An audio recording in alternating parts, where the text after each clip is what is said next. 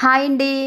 మీరు ఇంట్లో ఎప్పుడైనా మడత కజ్జ ట్రై చేశారా? నేనైతే అప్పుడప్పుడు చేస్తూ ఉంటాను. మళ్ళీ చేశాను. మీరు కూడా చూసేద్దారు రండి. చూడ్డానికే కాదు, తినడానికి కూడా సేమ్ బయట షాప్లో తెచ్చినట్టే వచ్చాయి. మరి చూసేయండి మీరు కూడా. ఫస్ట్ అయితే నేను ఇక్కడ మైదా పిండిని తీసుకుంటున్నాను. దీనికి బదులు మీరు గోధుమ పిండిని కూడా తీసుకోవచ్చు.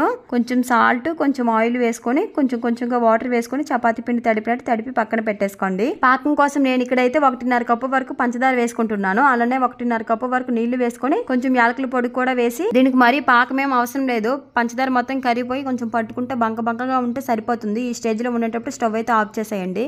ముందుగా కలిపెట్టుకున్న పిండి ఉంది కదా, ఈ పిండిని అయితే చపాతీలు ఒత్తుకునేటట్లు అన్ని కూడా ఒత్తుకొని పక్కన పెట్టేసుకోండి. ఇప్పుడు ఒక చపాతీ పైన కొంచెం గోధుమ పిండి అయినా మైదా పిండి అయినా కొంచెం నూనె వేసుకొని కలిపి ఒక చపాతీ పైన అయితే అప్లై చేసుకోండి. మొత్తం అంతా కూడా అప్లై చేసుకొని ఇంకో చపాతీని అయితే దీనిపైన వేయండి. అన్ని కూడా ఇలానే వేసుకొని మొత్తం అన్ని కూడా ఇలా రోల్ చేసుకోండి. లాస్ట్లోనైతే కొంచెం నీళ్లు తడి చేసుకోండి, దీనివల్ల ఊడిపోకుండా ఉంటుంది. ఇలా అయితే అన్ని కూడా ఒకే సైజులో కట్ చేసుకొని జస్ట్ ఇలా ఒక ఫింగర్తో ఇట్లా ఒత్తుకొని జస్ట్ కొంచెం పైపైన ఇలా ఒత్తుకోండి. మరీ గట్టిగా ఒత్తేసుకోకండి, అన్నీ అంటుకుపోతాయి పొరలో. ఇప్పుడు ఆయిల్ కొంచెం గోరువెచ్చగా ఉండేటప్పుడే వీటిని వేసుకోండి.